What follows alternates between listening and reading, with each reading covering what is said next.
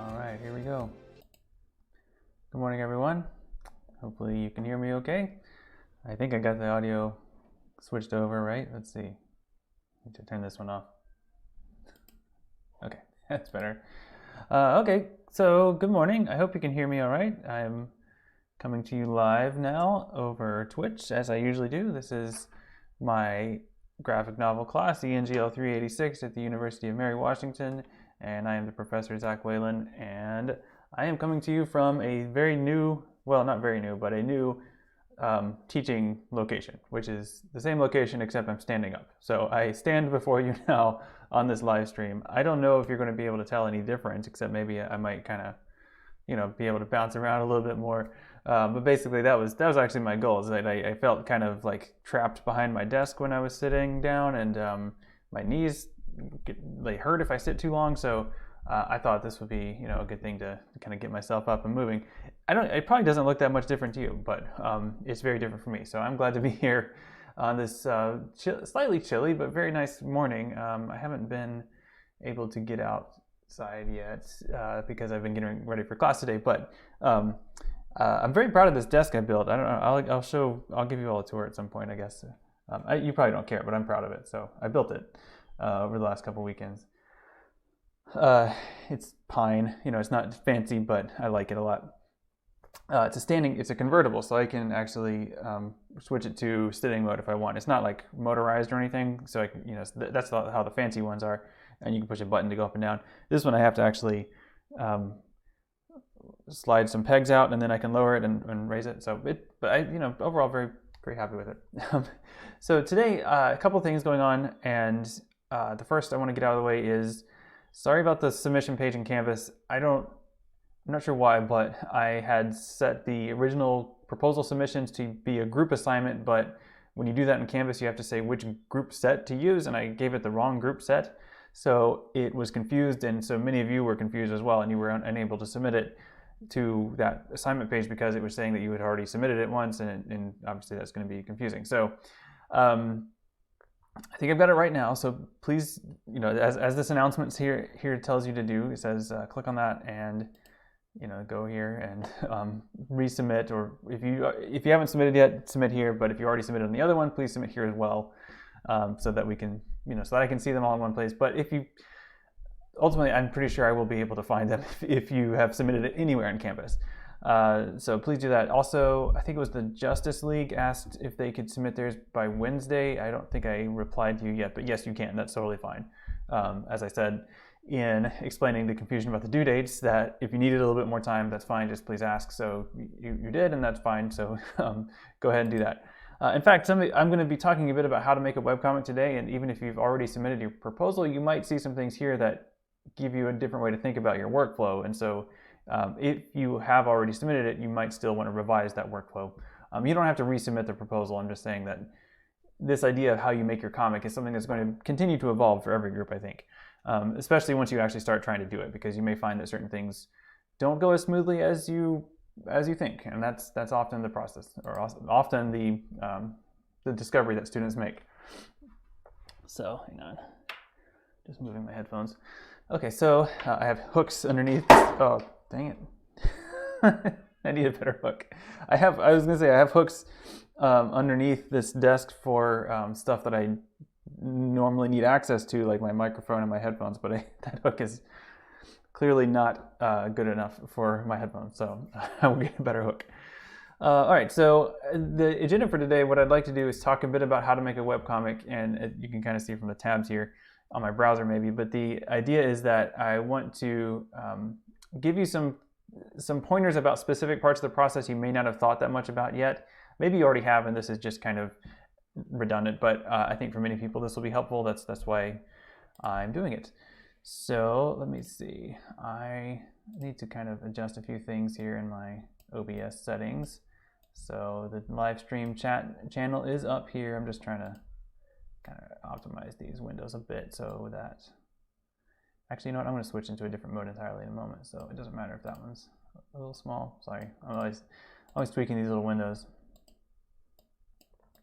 Yeah, this one, I've been messing with that a bit. So anyway, so if you do have any questions as I'm talking, you can put them in the live stream chat and I will see them. eventually, but maybe not immediately because I'm going to switch over to a different presentation mode here. I always wish there's something I wish there was something I could do about the glare on my glasses. Like you can probably like see the you can see the reflection of the screen there. Yes, your bird is singing. That's great. Good morning. I do like a good standing desk too. So I didn't actually see if that channel was showing up. And well, it doesn't matter. Okay. So yes, let me start talking a little bit about.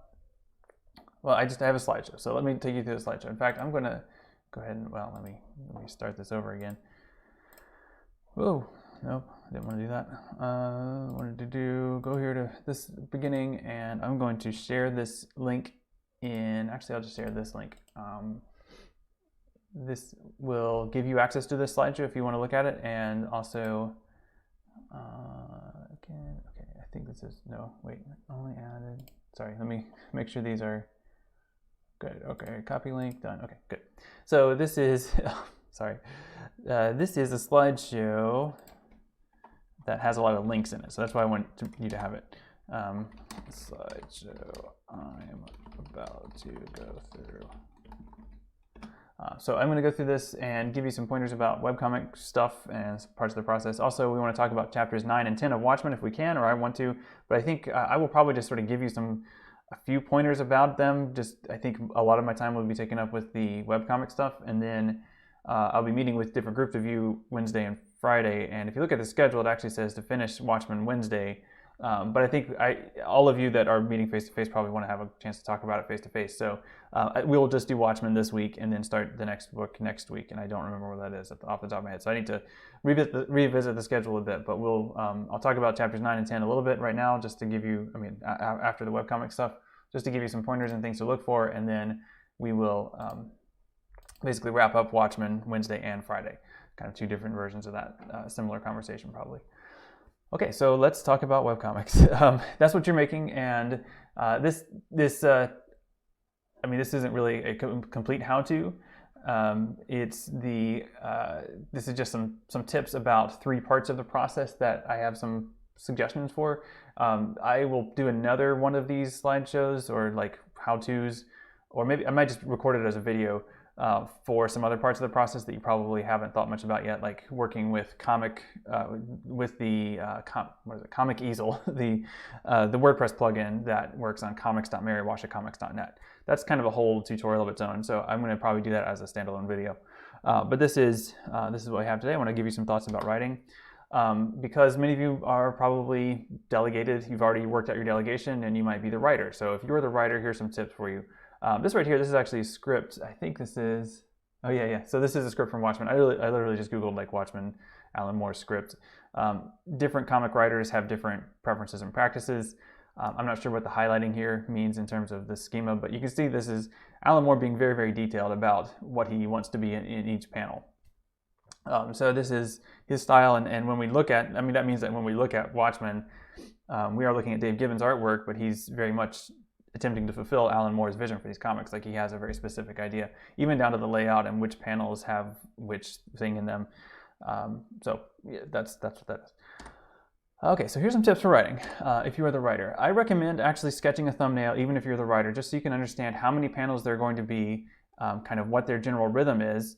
And just like as I'll talk about with the drawing, if you find a template, like a pre-made comic template, that's fine. But if you certainly can use that. But you would want to use that as the writer too, so you can see kind of the pacing of that page and kind of where to put things, how much dialogue you can fit in certain panels, for example. So these are things that would be helpful even if you are the writer, have a visual there. Or you could go back and forth, right? I mean, you could have your artist sketch the panel layout first, and then, or just a rough thumbnail, and then the writer could work with that. Okay, so the other thing is I do recommend being specific with, as the writer, when you describe the setting, the background images and postures of the characters. So that this is so that your artist doesn't have to do as much work. So this is saving them some time in terms of thinking about what to draw and where. You don't want to be too detailed though, because, well, let me back up. You don't want to be too detailed because you don't want to overburden them, but you want to give them some things to work with. Okay, so don't give the don't give your characters too much dialogue. I think sometimes this is a frequent pitfall I see where writers are trying to do a lot of exposition and dialogue, and I would just say trust your artist. Let your process produce and tell the story. The dialogue, as you'll see, can really take over a comic, and it just it can be too much, and so there's no room left for art. So keep your dialogue minimal if possible, right? I mean, keep it as short as possible, basically, to get the point across, to convey the character, the sense of what's going on, but keep it brief, basically. And also, just don't overburden your teammates with too much. This is kind of the flip side of the second point there. Like, you want to give them detail, but not too much detail. And this is where communication is really important, so that you can say, these are the things I want, and these things maybe aren't as important. Or if you can describe a specific kind of place, let the artist kind of use their imagination to fill out whatever kind of thing would be in that place. But basically, the main pitfall I've seen with writers is that they give their artists too much to do, and it becomes unmanageable. So that's something to keep in mind, and of course, good communication can help eliminate that too. And here's something I think might be helpful. If you've never written a script for a comic before, which, why would you have, unless you're a comic artist or you've already started thinking about these things, I think it can be helpful to write a script for a comic that already exists. So here's an example. This isn't complete, but this is just questionable content from the webcomic called Questionable Content from a few days ago.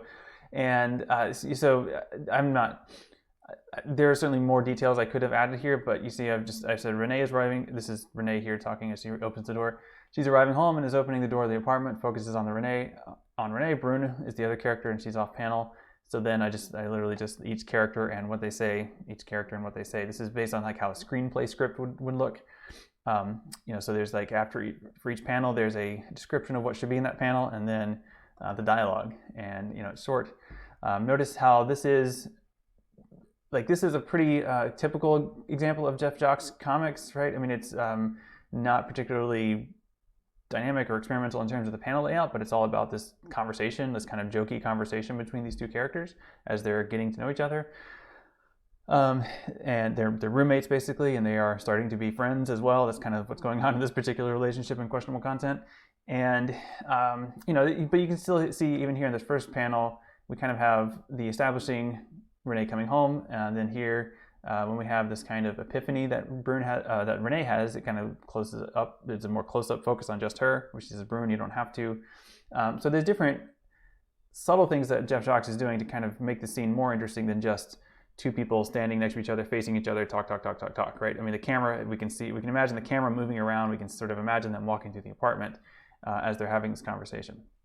So these are the kind of things you could describe in the panel's descriptions. That they, first Renee is home, Brune is off panel, then Brune enters panel, and they have a conversation, right? And then, but they're shot from like shoulders up, and then it zooms in a little bit more in the bottom left for whatever reason to show that as they're moving. Notice how Renee is consistently on the left side of the panel. She's facing to the right consistently to kind of show. Think of it like a stage play, and the joke of this particular strip has to do with sitcoms. So think of it like a staged sitcom. Anyway, so that's I think that would be really helpful, basically, practicing by writing a script like that. So let me see. All right, so let me move on a bit. So art. Now, I'm not a comic artist, and this is not an art class, so my expectations in terms of the art aren't very elaborate. Like, I don't expect you to draw Watchmen. I just, I was looking for examples of artwork. So this is Watchmen artwork. I don't expect you to create beautiful. I mean, I hope what you make makes you happy. I hope that you enjoy it. I hope it's good, but it doesn't have to be amazing artwork to be successful in terms of this assignment and in terms of making a good webcomic. Lots of ways you can get to art without having to draw it. For example, like you could do found art or clip art. That can be interesting. You can do collage together artwork. There's different things, but there's a few basic parts of the process that are probably universal depending on, there will be variations depending on your prior experience and your workflow, but I think just starting with a rough sketch of the panel layout first is a good idea to give you a sense of what to put where, and thinking of the movement is a good idea. There are certainly, this is you can certainly find examples of blank comic pages, and you're welcome to use these. These are, I guess you're welcome to. I mean, take a look at them. Some of these will have watermarks on them or something, but I think there's probably even a website where you can generate these. So just, check it out, and feel free to use these. I do like these. I mean, I like this this style as opposed to like panel. I like the more, interesting layouts. So I encourage you to challenge yourself to try one of these more, I guess, challenging, like graphic novel style layouts for each page as you're producing these. Okay, so there's that. Also, I recommend roughly sketching your figures in place and really try to do more than just sort of person. Think of it in terms of different ways that people can talk. So if your writer just gives you dialogue, maybe go to Wally Wood's 22 panels that always work as a helpful guide for how you can put two characters together. And these are the standard examples. So this is, I think I've mentioned this before, Wally Wood was a comic artist and had a lot of work to get done, and so these are examples of panels that tend to work, right? That they show you whatever's going on, you can kind of put different, like the extreme close-up, right? I mean, that's something that kind of might work for some kind of important information or dialogue. If there's some kind of intense conversation, the profile with no background might be a good one. Or different things here. So if you're stuck or if you're not sure what to do, try one of these and see if that'll help you figure out how to fill that in. Okay, so I've also got a link to that, a separate link at the end, so you can use that. Some software may be helpful, and I encourage you to try these. So these are all free, or they have a free trial, I think. I know GIMP is free. I have not actually ever used Medibang or Clip Studio. I have the wrong caption there. Sorry about that. Clip Studio is not free, but there's a pretty generous free trial. So when you click on it here, it'll take you to this thing. And so there's a free trial that is, it says up to 6 months. So I guess that's pretty good. If you want to buy it, I guess it's $50. Well, I guess if you're trying to do I think EX looks like that's the more comic friendly version, and that's $219. That's kind of a lot of money. I probably wouldn't do that, honestly, but if you're really serious about this, then you tried this out and you really like it, of course, that might be a good investment. The other one though, this Medibang, I'm pretty sure Medibang is free. At least I haven't found any place where it asks you for money. And Medibang is kind of oriented towards comic art, like that's its purpose, I think. It also has a lot of tools built into it to help you draw comics and guides and other things. So I think it might be a good choice. Again, I have not used it myself, so I can't vouch for it from experience. But you're certainly, I encourage you to try it. Something else I discovered when I was looking at this morning is they have this whole sort of page, basically a tutorial explaining how to use Medibang as part of a group project, which is kind of what you're doing right now. So I think this could be, I'd be really interested if any of you try this, maybe try this workflow, right? I mean, because it seems to pretty well describe what we're doing. So let me know how it goes if you do try it. Or if you've tried it and you've found, or if you've already used any of these tools, then feel free to chime in on the chat and let us know what works or what doesn't work, or what some of the pros and cons might be between Medibang and Clip Studio. Of course, you could also use Photoshop if you have it already. But Photoshop, the thing with Photoshop and also with GIMP, actually, I've got a link to GIMP here. GIMP is a free photo editor. It works kind of like Photoshop. The drawback to GIMP, and the same with the what was that web-based one that Yoshi Player linked to? I'm blanking on the name of that. But those kind of tools are for manipulating bitmaps. And you probably don't want to use those for comic art unless you're separating unless you're really careful about the workflow steps. The issue is when you scale a bitmap image up and down, you tend to lose a lot of quality. Whereas if you're drawing in a vector editor like Medibang or Clip Studio, the vectors will just scale, and then you can get your final size figured out, and then you can add bitmap patterns or colors if you do it that way. So I mean, you have to be careful about that workflow. And I kind of think of GIMP as sort of the final proofing and cleanup tool in this example, but you could do it entirely with GIMP. you can make a comic entirely with GIMP. I don't necessarily recommend it. I think its tools for drawing are weak, and I don't know. I mean, you really kind of have to get into the mindset of GIMP. The nice thing about GIMP is that it's free, it's open source software, so there's also some nice plugins for it. But your mileage will vary, and as anything with open source software, it just sometimes takes a lot more work than you think it should. But I like it. It's fine. There's also a slightly different version of GIMP called Glimpse, which is what I've been using recently. It's a bit more friendly.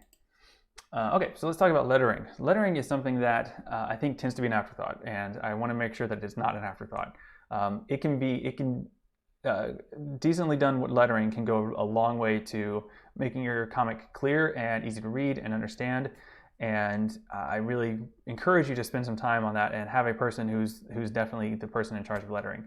It might be the last step, but it should not be an afterthought, right? I mean, if you're doing anything with bitmaps, I would wait until you scaled it to the final size before you add your lettering.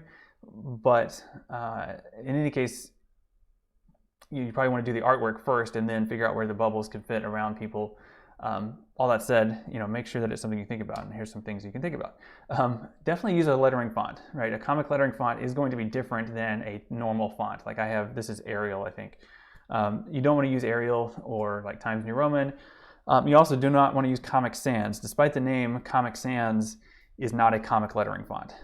I think people like to hate on Comic Sans, and that's fine. I'm not a fan of it, but I think it has its purposes. It can mimic handwriting in certain contexts, but it is not actually intended for use as a comic lettering font, and it's actually really poor as a comic lettering font. It has really poor clarity at small sizes, like it's hard to read. I don't have a sample here to show you why, but maybe, do I even have Comic Sans on this computer?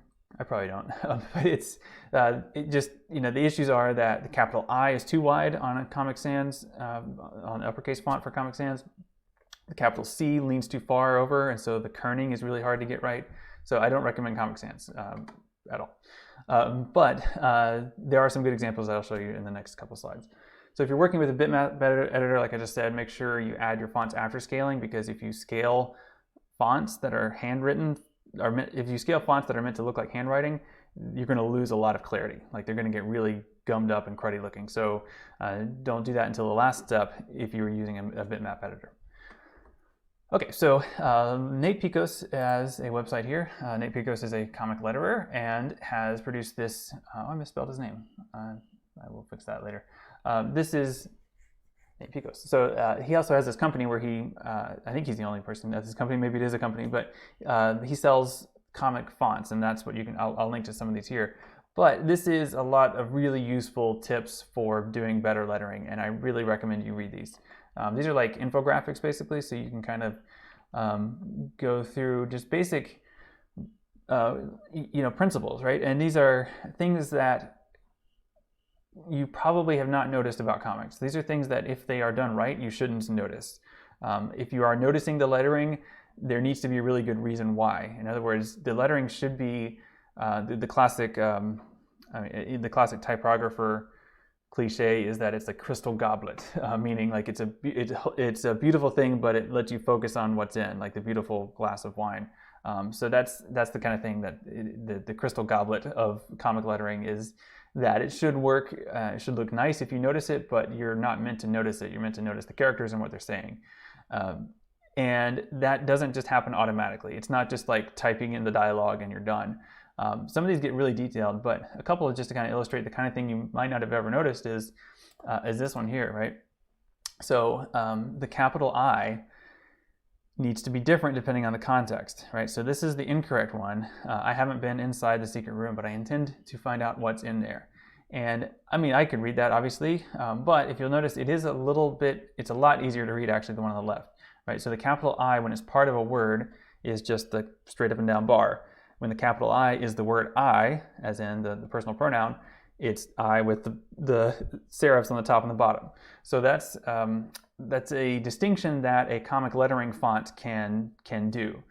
Typically the way they do it is like if you were typing it, this, even though it looks like uppercase here where it says haven't been inside, that's actually lowercase, and then I the word by itself is like the uppercase. But a lot of these fonts, as you'll see, only have capital letters in them. So it's just a way of typing it. But you'll see how they work in a moment. The kerning is something you can do to keep things in there, right? Spacing, spacing the letters within, like fitting within the letter, within the bubble comfortably is a good thing to do. So this is a good example, right?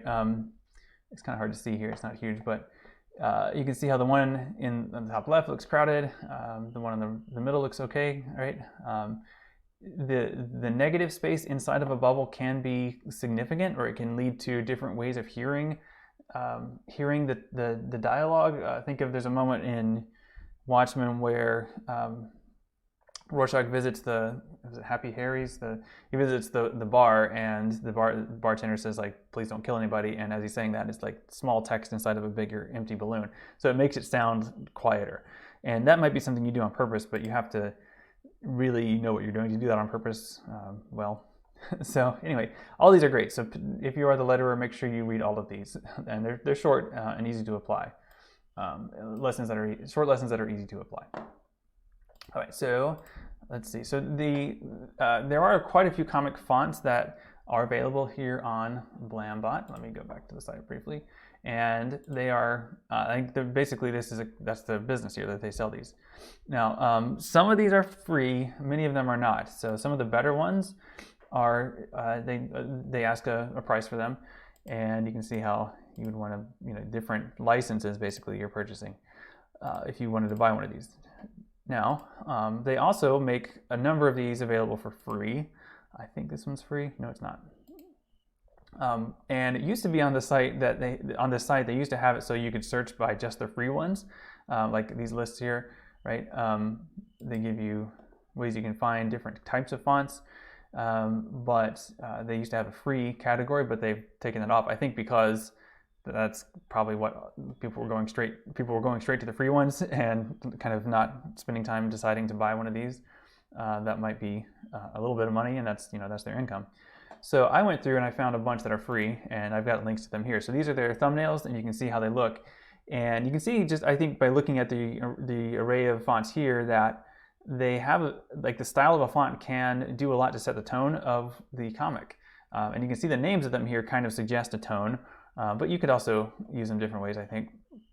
We'll look at, let's say, Manly Men, right? It's a very kind of strong, square-ish, it's handwritten, but it's a square kind of letter shape. Think of like how the top of the S kind of sits, like it's got a nice symmetry to it. The horizontals, like the S is, the middle of the S is, usually capital S and capital R say a lot about the character of a particular alphabet, and you can see how kind of square and bold those are, right? As opposed to Restless Soul, which is sort of supposed to be like what a ghost sounds like. And you can see one of the big things that stands out with this one, if you look at it, is the way the baseline, so like the bottom of the characters kind of wanders like that. That's something that makes it look spooky and haunted and woo. So you could imagine, I think some of you might be doing Halloween themed comics, so this might be a good one for that. There's a couple more that might be good. So some of these too, like Trash Cinema, I really like Trash Cinema. It's kind of like Impact, but a bit wider and certainly handwritten. But you would not want to use this as dialogue. Like you might want to use this as maybe a sound effect or a title, but not something that you want to be using, like looking at how people are talking to each other. So you probably don't want to use these for that. But I do like this as a title font. I think it's great. I really like it, actually. I used it for Arthrogram. And let's see, yeah, they all have different properties. Sunday Comics, I think as you can kind of see from the sample here, I think the attempt was to emulate Bill Watterson, the Calvin and Hobbes text, but it's not exact. Nate Picos also did the lettering for Fun Home, by the way. So he created the font for Alison Bechtel to use for Fun Home. So it's pretty interesting to see how that. He has a blog post where he talks about that somewhere. So here's a few more, right? So Web Letterer, I think, is meant to look, oops, I didn't actually link that one. I missed a few of these links, but I'll go back and make sure these are linked, or you can search for them there. But Web Letterer is meant to look a little bit Spider-Man-ish. You Murderer is another one that might be good for a Halloween kind of thing. But you can see it's kind of messy, so you probably wouldn't want to have dialogue with this, except maybe in a few one-off kind of things. It would get kind of hard to read as like a paragraph. So you think of this as more of a title kind of font, I would suggest. Ashcan looks kind of nice. I feel like this is more of a like an Art Spiegelman kind of style. Maybe that's the intent, I don't know. But it has a certain character, a certain tone to it. All right, so yeah, it looks like I missed that one too. Well, anyway, so these are some links. I've got a link here to the lettering tips page, but you can find it just on blandbot.com. This is the website for a textbook that I do recommend, drawing words and writing pictures. The only drawback to it is, it talks about the writing and creation process, but it's very much paper-based in the way that it describes the process, which is probably not what you're doing, especially because, in this time of distanced collaborating, digital workflows are going to be a lot more doable. So it's a good book, but it may or may not help in terms of this particular process. So that's why I didn't require it as a textbook for the class. But our library has a copy. If you are on campus, you can see if that's available. And there's a few others. Like if you just go to that section of the library, you can probably find several other like how to draw comics books. And if you have time to take a look at one of those, I'm sure it could be helpful. If you find the one that really helps a lot, then let me know so I can recommend it to other people. Yeah, and I need to spell that right. And here's just a link. This is a blog post about the panels that always work and a bit about kind of why they work and where they came from. So check that out, and hopefully that's helpful. So that's the end of that slideshow. And so if you have any questions about any part of this, let me know. Otherwise, take a look through the links here, and I will correct the links so that by the time you look at it later, that all those fonts will be linked, and the name, Nate Picos' name, will be spelled correctly. In fact, I'm going to go ahead and do that now because I want to make sure to spell people's names right. So there we go. And the stuff it's excellent. So, and I will also show you how to download a font from that site. That might be helpful. What else was I gonna? Oh yeah, I'll do the links later. But so let's say we wanted this one. So let's see how this works. All right, so you can see I'm just adding it to my cart, but it's $0, so no worries, right? Let's check it out here. And it is taking me to this payment page. Let me see. Do I need to go enter my info? Huh, I guess it does make me want to enter it. All right, fine. I'll go ahead and do this real quick. Yeah, that's my home address on the live stream. Okay, so no payments required. Fine. So why is it taking me through that whole thing? Maybe it's just easier on their end to have it all one workflow, so then they can, if they decide to make it, if they decide to charge for it later, they can do that. Preparing your downloads. Oh, okay. It's preparing my downloads. I don't know why it should take a few minutes. I'm not going to show you the whole process of installing a font on this computer because this is Linux and it'll look different for you, but probably. I'll block that out later, Rose Tyler. Maybe, if I remember.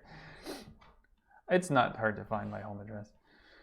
Let's see. Okay, so download Sunday Comics. Yeah, so it's just a zip file, right? And then let me see what's in the zip file. I know you can't see my desktop, but I'm just gonna see what this downloaded for me. I assume it's an OTF and TTF. Maybe something else. Let me just get to the right folder that I downloaded it to, and let's see. Yeah, okay, so it's just OTF, which is fine. So it's just a font format, and usually once you download a font like this, OTF, TTF, there's different formats, WOFF or WOFF. There's different file formats for fonts, and usually if you just double click that or like open it on your computer, it'll pull up whatever the font installer is on your computer, Windows or Mac, and you just usually click a button and it installs directly from that. If on Macs, I think sometimes managing fonts can get a little tricky. Like you have to drag things into different folders to install it for the globally or versus the user. I don't remember, but usually that process is pretty straightforward once you got the file downloaded. Okay, so I'm just installing it. Okay, good. So I just installed Sunday Comics. Great. So let me see if, yeah, I don't see any questions. So hopefully that's all helpful for you. And I will do another one of these kind of how-to videos, definitely about the web part of it, like putting things on comics.marywashingcomics.net. And yeah, there's my home address again. Dang it. Gotta remember not to keep that tab up. Globe. So yeah, check it out. And if you have questions, let me know. Or if you discover some really helpful part of the workflow, right? If you find something that's really helpful in terms of your creation process, then share it in Discord so other people can benefit from that. This isn't a contest, right? So make it as good as you can. Okay, good. So let me see. Yeah, let's talk about Watchmen. Or let me talk about Watchmen for a bit. And then, but given how, yeah, we're just down to just 10 minutes or so, I'm just going to kind of talk about some highlights from chapters 9 and 10, and then look forward to hearing your thoughts about 9, 10, 11, and 12, both Wednesday and Friday. And I'll put some questions in there, like a discussion page in Canvas, maybe for the online-only folks. So let me switch my .cam on. Hopefully this works. Yeah, cool. So I'm lagging a little bit, just watching how it goes, but it's not too bad. So this is part of my setup here. I have this, I made this wooden .cam thing that's installed inside the desk, so I'm pretty happy with that. But the light's okay. It's weird. This camera doesn't have settings, but it does things automatically. Like you see, it's trying to autofocus right there. I didn't tell it to. I also don't have a good way to zoom in and out currently, so I might evolve this setup a little bit. I was thinking maybe like right now I just have a dowel stuck in the desk and it's so tight that it doesn't slide, which is fine, which is what I wanted. But maybe if I made it a slightly thinner dowel, I could clamp it at the base, and then I could just raise and lower it, and then adjust, unclamp and then adjust and then reclamp. We'll see. Okay, so let's take a look. So just in terms of, let's go through the plot, and I usually like to start a discussion with first impressions and questions. So if you have those about chapters 9 and 10, go ahead and put them in the chat so that I can try to address those. But I'm just going to, otherwise I'm just going to point to a few details and kind of talk through it. But hopefully you should have your copy with you, by the way, so that you can follow along, because I can't actually zoom in on these pages, as I said, with my current .cam setup. So just to review plot things, basically we have, Dan and Laurie have just freed Rorschach, right? So they rescued some people, and then they decide to free Rorschach, and then Hollis Mason is killed at the end of chapter 8, and then chapter 9, Laurie and Dr. Manhattan are on Mars. So Dr. Manhattan shows up and says we're scheduled to have a conversation. So I'm going to take you to Mars, and here we go. So there's a, I usually try to point out a recurring visual motif or a thing that is happening over and over again in a chapter, and several chapters do have a strong visual motif, like a specific kind of clue or almost like a totem to kind of trace your way through the chapter, a thing to look for as you kind of follow it. I would say in this case it's this nostalgia bottle, right? So this is a bottle of the, I guess it's aftershave, or is it cologne? I don't know. Or it's perfume. It's a scent anyway. It's called Nostalgia, so it has the big N. And the bottle of Nostalgia here, it's the cover. This is the cover for this chapter. And then it's tumbling through the air here in this panel. And that's the thing that we're following basically throughout this whole panel, this whole chapter. So as we structure it, so if you look at it here, even as I flip the page, watch the top left position here. It's the same bottle, but slightly further. And then it doesn't go throughout the whole chapter like that, but like in that top left position. But you do see it in other positions here. This is top right now, and it's slightly further along, right? So these are moment-to-moment transitions, but they're across multiple pages. And then here it is at the bottom left. And so we can almost trace it throughout this. I wonder if there's a pattern to its positions. Yeah, here it is in the middle. I wonder. I've never actually tried to see if there's a pattern to where it appears within these, but I did actually see the script for this, Alan Moore he spelled out where it should appear. So he actually plotted out each panel and said these are the places where this should appear.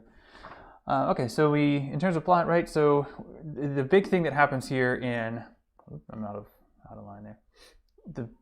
There's a very important plot revelation that occurs in chapter 9. There's something that is revealed in chapter 9 that has a lot of significance for one of our characters here, which is Laurie. So I want to be very clear. Are you all clear on what Laurie realizes at the end of the chapter? And feel free to type it in the chat. I mean, we're in a spoiler. This is a spoiler zone now, so if you have not read the chapter and you want to read it and discover it on your own, you can, I guess, stop listening, or mute it, or turn away from the chat. But are we clear on what's been discovered here? Somebody type it in the chat so that just to confirm that you're still out there and that that you picked up on this.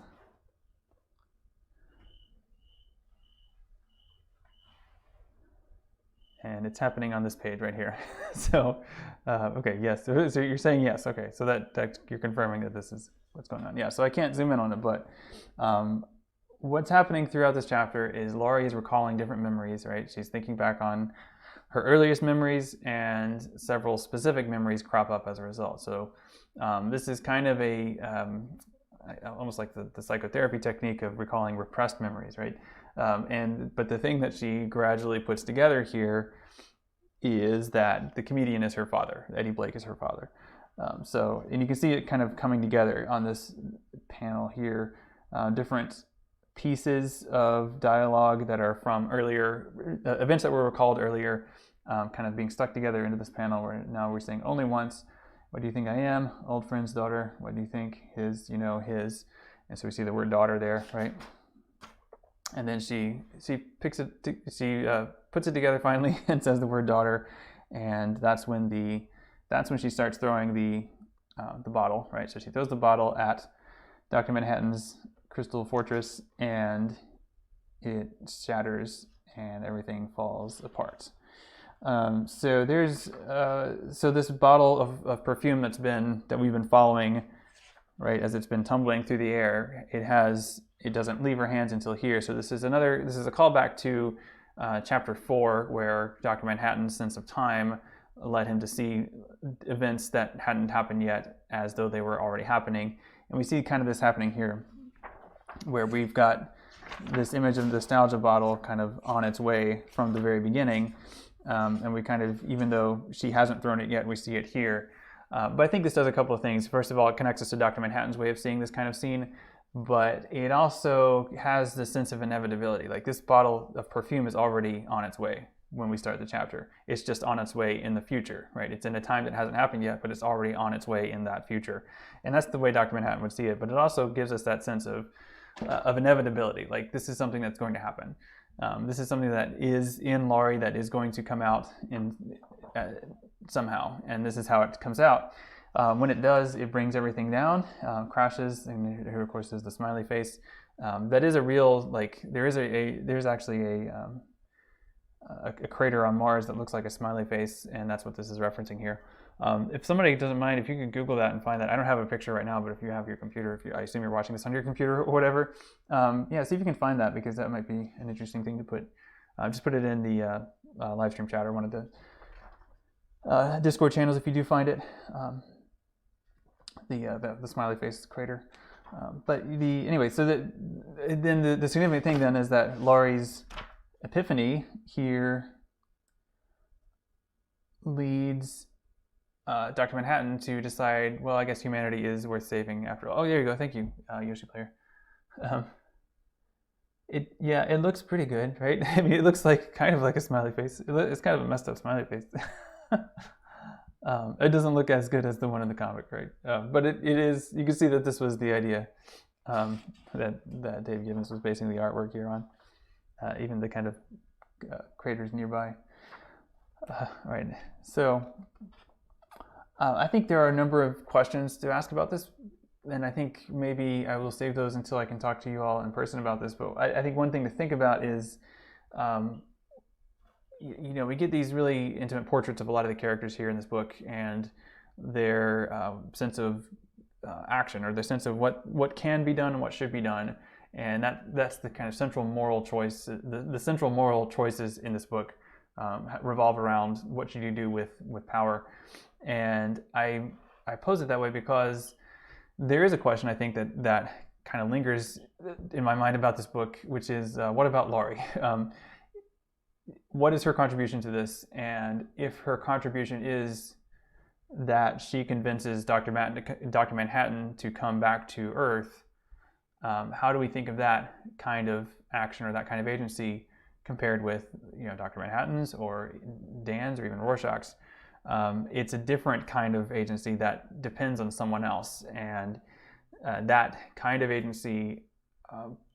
Well, I don't know. This is one of those things that it could be Watchmen critiquing these kinds of tropes in comics, or simply doing it. But this idea where women are there to provide motivation for a male character to do the thing that needs to be done, that's a recurring trope, and it's something that unfortunately still exists a lot, and also unfortunately tends to evolve around the woman being harmed in some way, and then the man in her life gets revenge or is motivated to get revenge. It's a recurring trope, so much so that it has a name. It's the women in refrigerators trope. And it can be a lot uglier than this particular example. But I want you to think about that. Is this an example of it, or is this a critique of it? That's a tricky thing to decide sometimes. But it's Sally and then Laurie's trauma that lets Dr. Manhattan finally realize humanity is worth saving. Why does it have to be trauma? Like, why couldn't it just be that she is a person and that she needs to exist?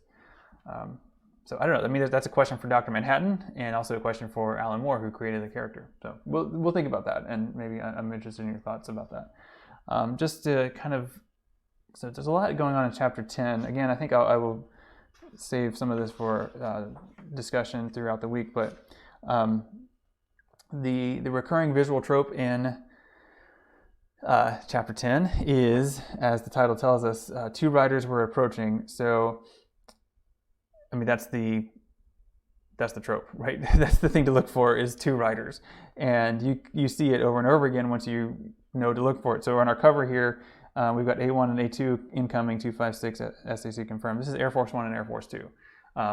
So two riders, right? Two planes. We also see it. I don't know. I'll just flip to some random pages here. But let me see if I can find another good example. There's also, good, interesting thematic things going on. We see two riders play out. The trope plays out, or the motif.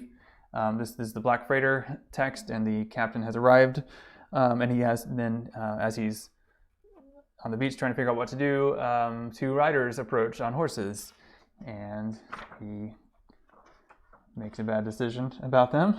And let's see, what else? Other examples of two riders, right? Rorschach and Dan are teaming up to do something, and they are going to be riding together. This is Ozymandias' computer, which has the very secure password Ramses2, and as you can see here, it says, it's down here in the bottom left, Dan types Ramses, and then the computer says password incomplete. Do you wish to add writer? Which is not how you should create a password system. Like you shouldn't be like, close, try again. That's the phrase that lets it be part of the trope, or the motif rather. And then we see there's a different two riders approaching here, and then Rorschach and Dan are two riders approaching Ozymandias' Antarctic fortress, and that's it. So there's other examples of two riders throughout this too. So keep an eye out for that motif, and then on Wednesday, if I see you on Wednesday, then I will ask you to tell me examples of the two riders motif that you saw, and then we'll see what else we can talk about from that. Yeah, there are a lot of fortresses. It is a thing that people do in this world of comics. Okay, so that's about it. We're out of time for the stream, so I'm going to wrap things up. But if you do have any questions or comments, let me know in the chat. I will be, of course, posting this on YouTube after I have edited out my home address. So thanks for watching. I will see some of you Wednesday and the rest of you Friday, and we will just be finishing Watchmen this week, so I will adjust the schedule to make that clear, and then I think there's some stuff I need to fill in on the schedule, so I will do that hopefully today. Okay, well, I hope all this was helpful, the comic stuff, and yeah, this whole standing desk thing seemed to work pretty well. I moved around a little bit. My knees kind of locked up, but that's not too bad. Not as bad as they would if I were sitting down. Okay, great. So I will see you all later. Thanks for watching. Bye.